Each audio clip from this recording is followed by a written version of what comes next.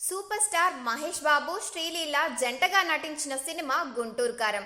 సంక్రాంతి కానుకగా జనవరి 12న గుంటూరు కారం cinema grand గా రిలీజ్ అయింది. త్రివిక్రమ్ దర్శకత్వం వహించిన గుంటూరు కారం సినిమా మొదట్లో మిక్స్డ్ టాక్ ను సొంతం చేసుకుంది.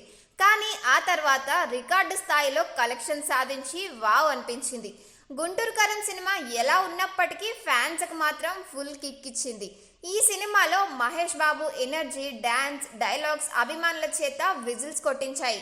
ఇక ఈ సినిమా ఇప్పుడు ఓటీటీలో ఆకట్టుకోనుంది. సంక్రాంతికి రిలీజ్ అయిన సినిమాలు ఇప్పుడు ఓటీటీలోకి రావడానికి రెడీ అవుతున్నాయి. సైందాల్ సినిమా ఓటీటీలోకి వచ్చేసింది. ఇప్పుడు గుంటూరు కారం సినిమా టైం వచ్చింది. గత కొద్ది రోజులుగా గుంటూరు కారం సినిమా ఓటీటీ రిలీజ్ పై వార్తలు వస్తూనే ఉన్నాయి. తాజాగా గుంటూరు కారం OTT release date official announcement వచ్చింది. ప్రముఖ ఓటీటీ సంస్థలో గుంటూరు కారం స్ట్రీమింగ్ కానుంది.